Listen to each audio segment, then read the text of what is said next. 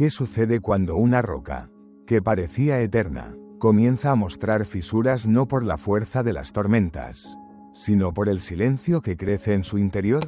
¿Qué pasa cuando una voz milenaria, que guió a imperios y sobrevivió a revoluciones, parece distanciarse de las voces de su propio pueblo? Durante siglos, la Iglesia Católica se irguió como un faro inamovible, pero en los últimos años, un murmullo sutil, pero persistente, comenzó a recorrer el EA. Era la sensación de una desconexión, de una brecha creciente entre la solemnidad del Vaticano y el latido de la vida cotidiana. Un silencio en temas urgentes. Una estructura que parecía más una fortaleza defensiva que un hogar de puertas abiertas. La gente no había perdido la fe en Dios, pero muchos comenzaban a perder la fe en su iglesia. Y entonces, en el cielo de Roma, el humo blanco rasgó la incertidumbre, y con él, un nombre resonó con la fuerza de lo inesperado: León XIV. No era un príncipe de la iglesia, sino un pastor, un hombre con raíces en Chicago, pero con el alma forjada como misionera en el corazón de América Latina. Un hombre de palabra suave, pero con una determinación forjada en la fe de los sencillos. Nadie sabía entonces que aquel día, el 8 de mayo de 2025, no solo se elegía a un papa, se estaba abriendo una puerta a la corrección, a la esperanza, a una profunda renovación. Algunos lo llamarían el papa que corrigió a la iglesia, otros, más sencillamente, el hombre que supo escuchar. Cuando el cardenal Robert Francis Prevost fue elegido sucesor de Pedro, su nombre era apenas un susurro fuera de los círculos episcopales. A pesar de haber sido prefecto del dicasterio para los obispos, no era una figura mediática, no buscaba los reflectores. Su elección no fue un cálculo político, sino el eco de una necesidad profunda que recorría el cuerpo de Cristo, una sed de reconciliación, de coherencia, de una esperanza que no fueran solo palabras. Lo primero que desveló su intención fue la elección de su nombre, León XIV.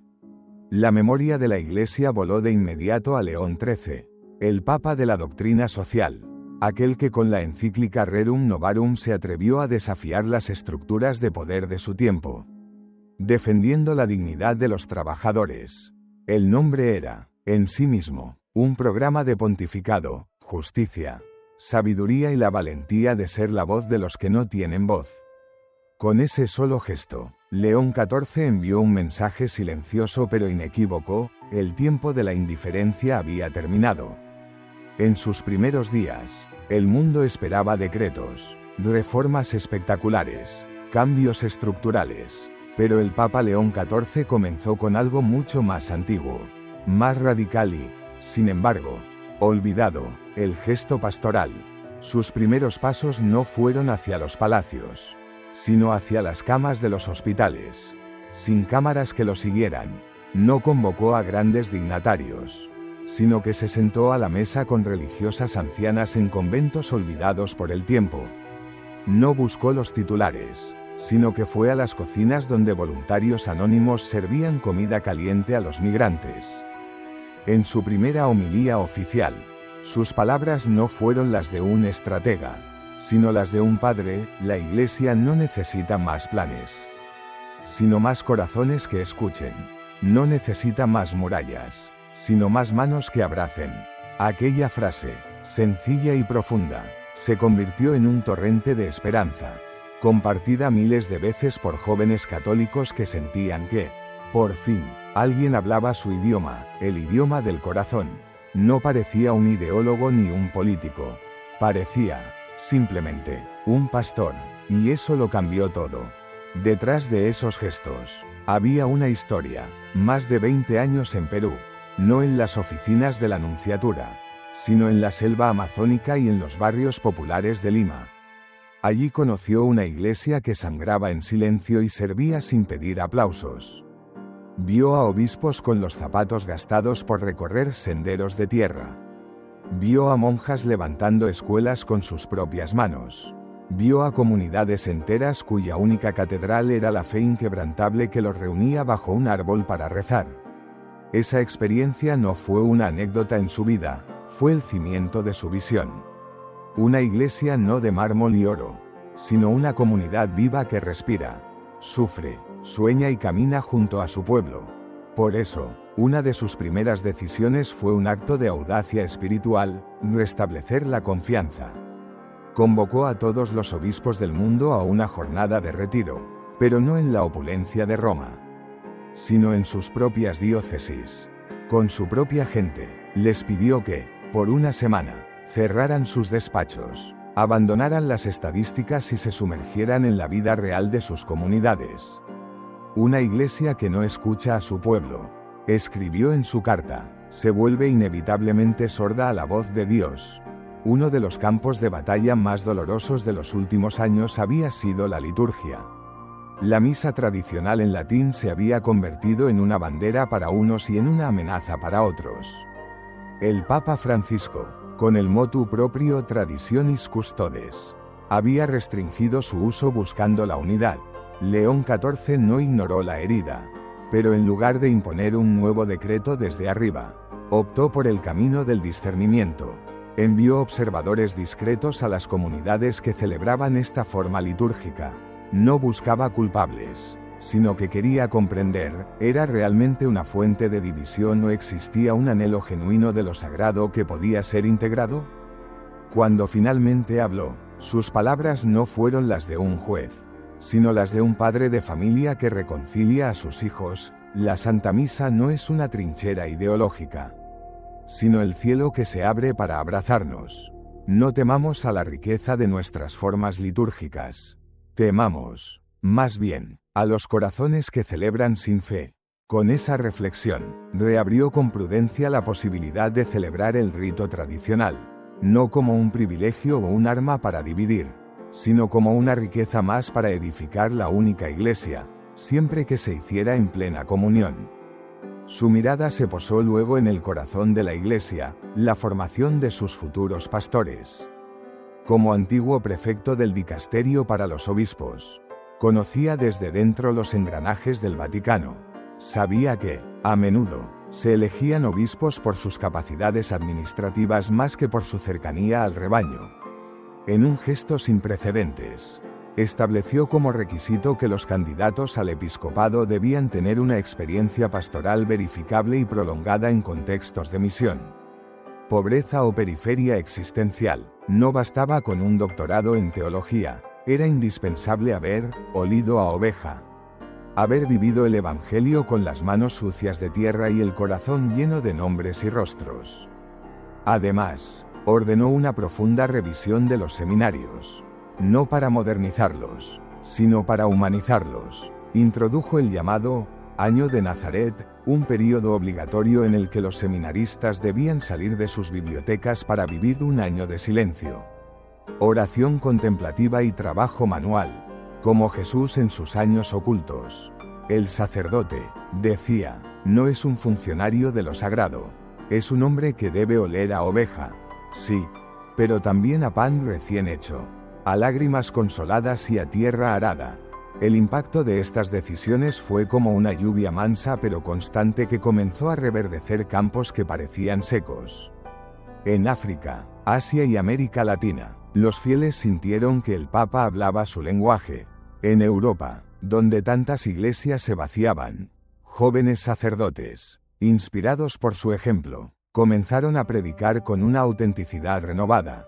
Y en Norteamérica, donde las guerras culturales habían fracturado tantas comunidades, León XIV eligió el camino del testimonio personal por encima de la confrontación. No era un papa mediático, pero sus gestos cruzaban frontera. No se proclamaba revolucionario, pero estaba transformando estructuras anquilosadas. No se presentaba como un radical, pero estaba removiendo los cimientos de los corazones. Poco después de su elección, un periodista le preguntó si planeaba una gran reforma de la Iglesia.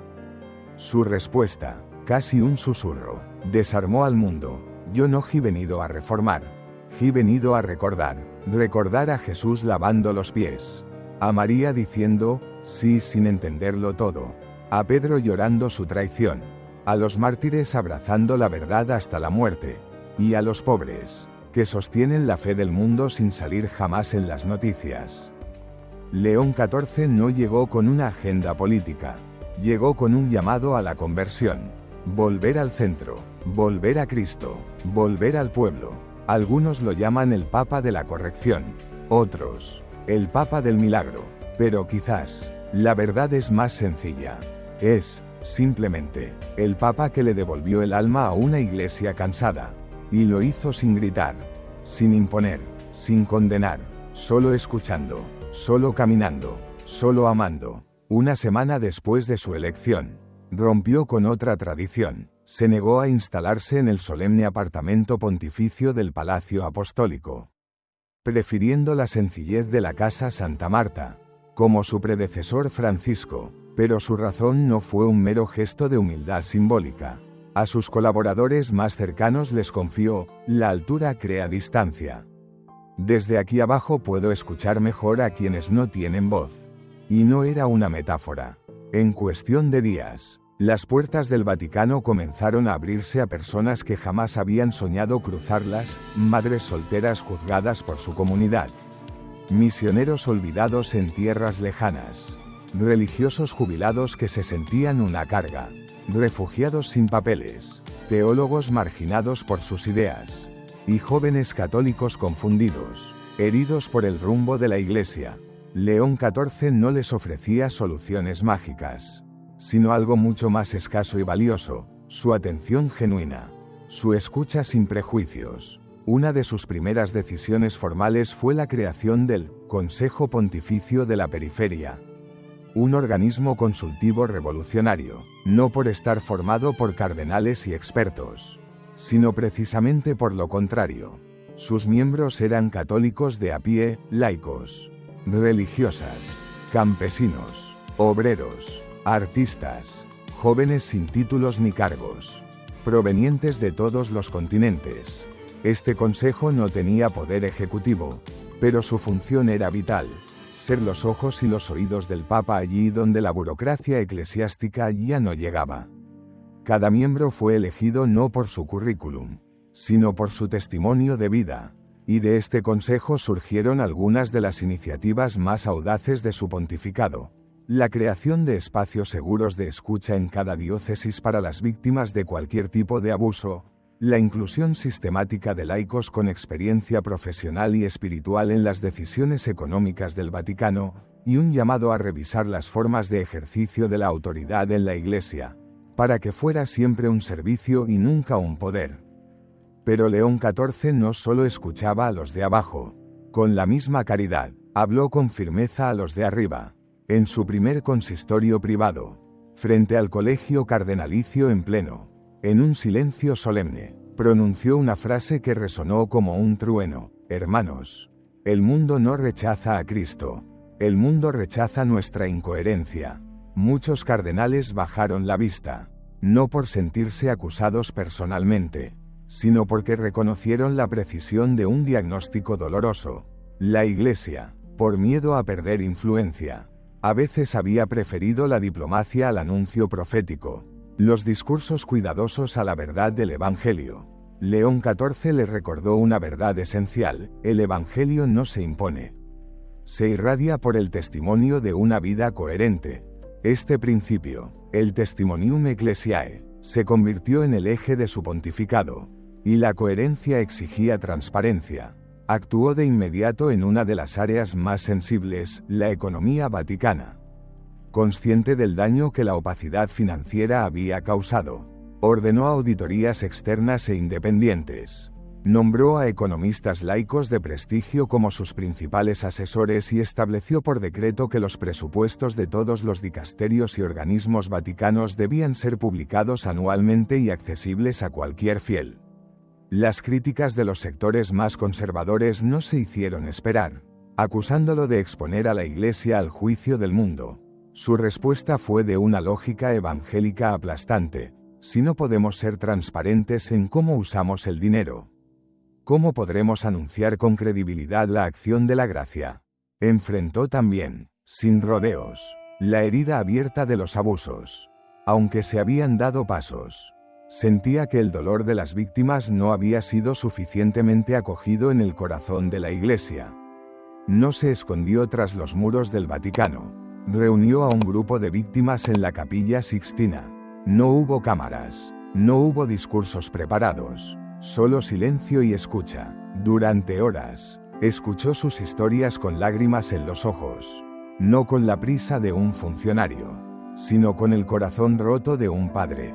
Después de ese encuentro, escribió una carta no solo a los obispos, sino al mundo entero. El mayor escándalo, decía, no es el pecado de algunos de sus hijos, sino la negación del sufrimiento de los inocentes.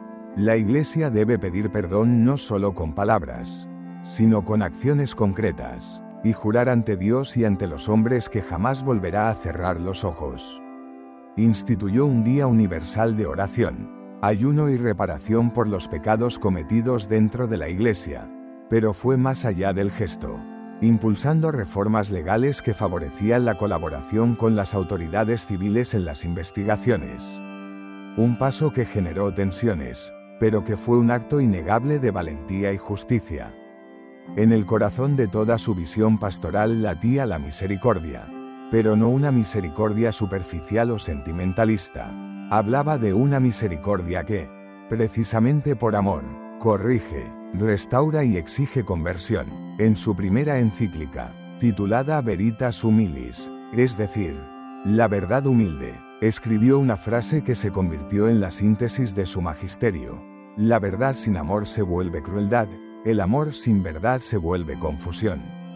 Pero la verdad proclamada con humildad es la única medicina que sana sin herir. Este texto fue acogido como agua fresca en el desierto por obispos, sacerdotes y laicos de todo el mundo que anhelaban un horizonte claro pero compasivo. No eran doctrinas nuevas, sino el redescubrimiento del rostro humano y misericordioso del Evangelio. La prensa internacional hablaba de la revolución silenciosa del Papa Leo, pero él rechazaba el término. En una rueda de prensa improvisada, sonrió con humildad y respondió: yo no he venido a cambiar la Iglesia. He venido a pedirle a la Iglesia que nos cambie a nosotros. Y en esa frase residía toda su fuerza. No creía en un cristianismo de programas, sino en un cristianismo que transforma la vida. No quería una Iglesia más moderna, quería una Iglesia más fiel. En una homilía memorable, habló del episodio en que Jesús vuelca las mesas de los mercaderes en el templo. Muchos ven aquí un acto de ira, explicó, pero yo veo un acto de amor apasionado. Jesús no destruyó el templo, lo purificó, porque la casa de su Padre se había convertido en un mercado. Tal vez hoy, el Señor quiere voltear también algunas de nuestras mesas, no para castigarnos, sino para que la Iglesia vuelva a ser lo que está llamada a ser, casa de oración y de acogida para todos los pueblos. Y así, su mensaje comenzó a calar, no con el estruendo de los aplausos masivos, sino en el silencio fértil del corazón de millones de fieles que, después de mucho tiempo, volvían a sentirse vistos, escuchados y amados por su Iglesia. Lo que León XIV estaba haciendo no era una revolución política, era una corrección espiritual, una vuelta a casa, una invitación a redescubrir la esencia. Y eso, en nuestros tiempos de confusión, se parece mucho más a un milagro que a una estrategia.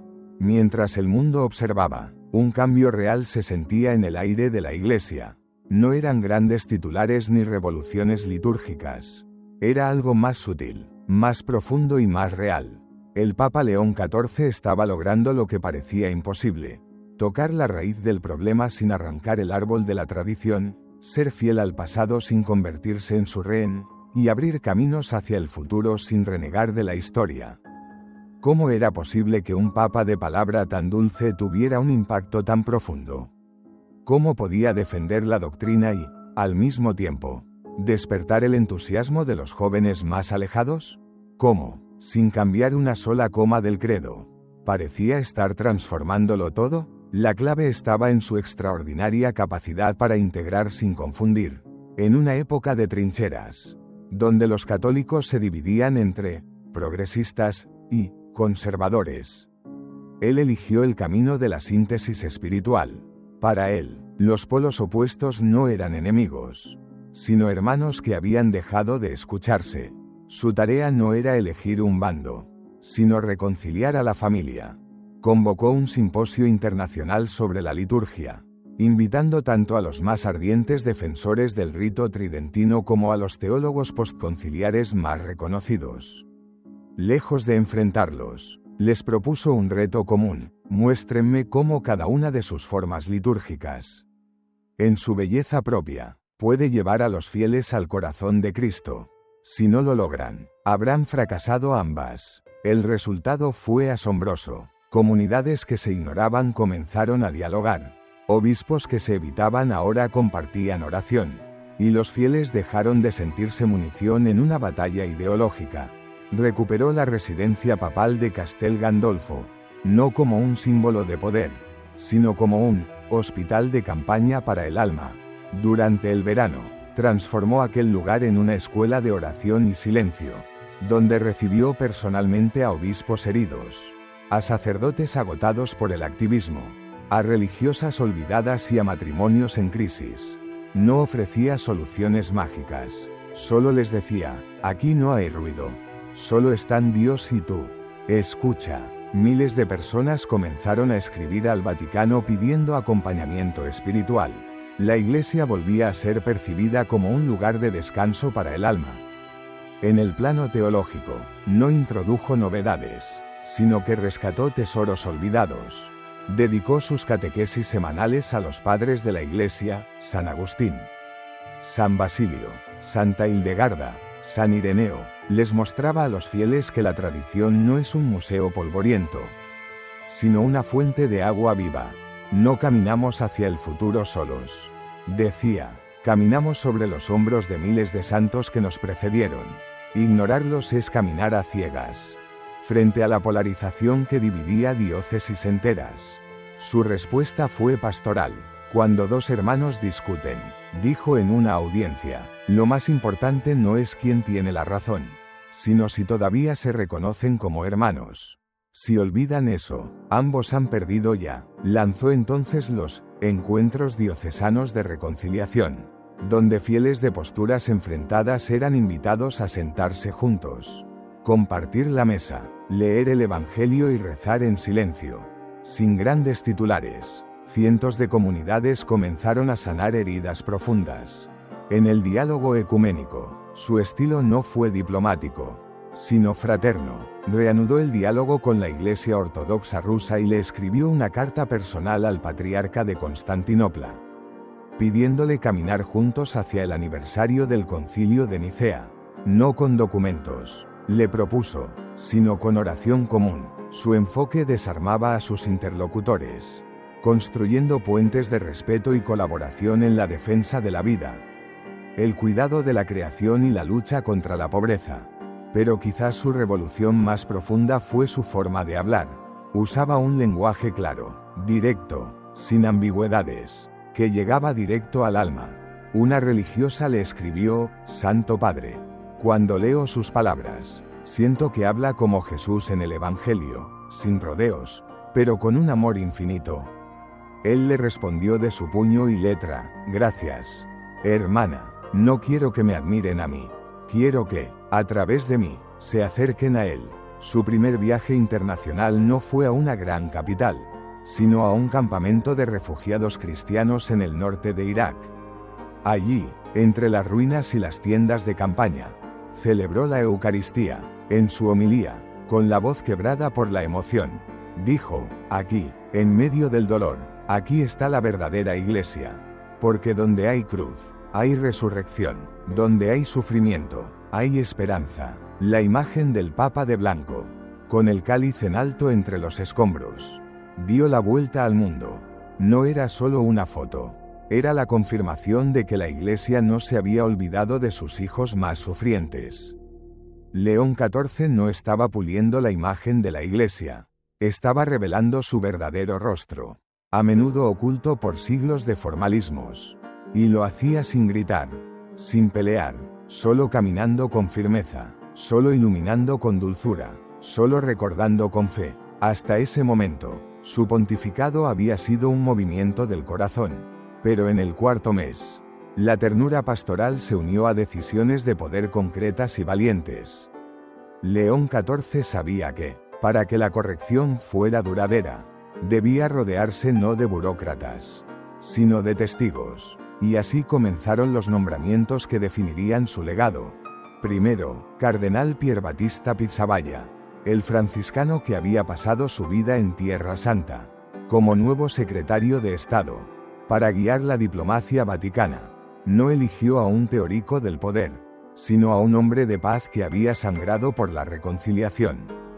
Segundo, hermana Alessandra Esmerilli, religiosa y economista, como prefecta del nuevo dicasterio para la economía solidaria.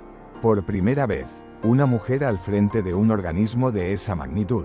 No por una cuestión de imagen, sino de visión. No hay evangelización verdadera si ignoramos la economía, dijo el Papa en su nombramiento.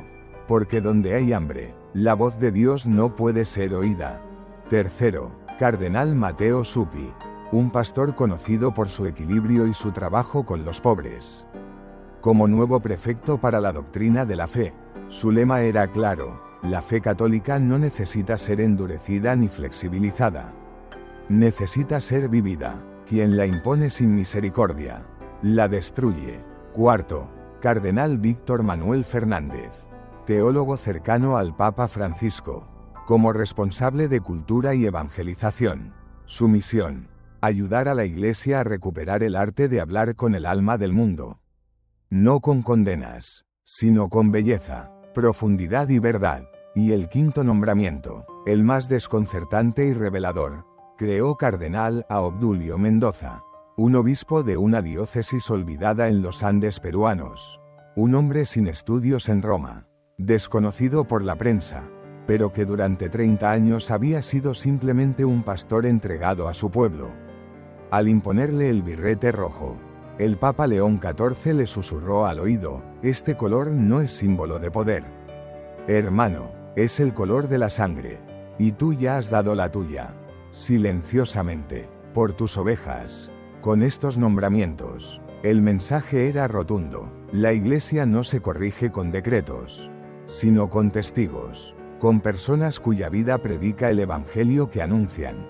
Y la coherencia, incluso para los más críticos, volvió a ser conmovedora. Después de los gestos y los nombramientos, León XIV se centró en devolverle a la Iglesia su alma orante y su rostro acogedor.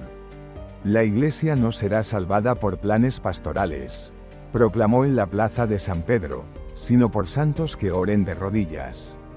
Instituyó el Año del Silencio Sagrado, una invitación a cada parroquia a reservar un tiempo diario de adoración y escucha. Y a la vez, lanzó la iniciativa Puertas Abiertas, pidiendo que cada iglesia del mundo ofreciera un espacio semanal de acogida incondicional para todos los que se sienten alejados. Una iglesia que no sabe llorar con los que lloran, dijo, no ha entendido a su maestro. Oración profunda y hospitalidad radical. Esas fueron las dos columnas de su pontificado. A menos de un año de su elección, León XIV no había cambiado leyes, pero había reordenado el corazón de la Iglesia. Demostró que no hacía falta ser revolucionario para transformarlo todo, bastaba con ser fiel. Su fuerza no residía en el carisma mediático, sino en la coherencia entre su fe, sus palabras y sus obras. Por eso, miles regresaron. Por eso, sacerdotes agotados volvieron a sonreír. ¿Fue un milagro? ¿Fue una rebelión silenciosa? Quizás fue algo más profundo, una conversión interior de toda la Iglesia, iniciada por un hombre que se vació de sí mismo para dejarle todo el espacio a Cristo. Le devolvió al Vaticano el alma pastoral, a la liturgia su sentido de lo sagrado, a los pobres su lugar en el centro y a los alejados una puerta sin juicios. En su mensaje de Navidad, desde el balcón de San Pedro, resumió su pontificado con estas palabras: el mundo no necesita una iglesia perfecta. Necesita una iglesia fiel, fiel al Evangelio, fiel a su pueblo, fiel a aquel que lava los pies y da la vida. Si volvemos a esa fidelidad, todo lo demás se nos dará por añadidura. Con esa humildad serena, el Papa que corrigió a la Iglesia no se impuso, se ofreció, y por eso, quizás, su legado ya no puede detenerse, porque para corregir el rumbo del mundo, a veces solo hace falta un pastor que camine delante, que escuche con el corazón y que nos recuerde, con su propia vida, el camino de regreso a casa.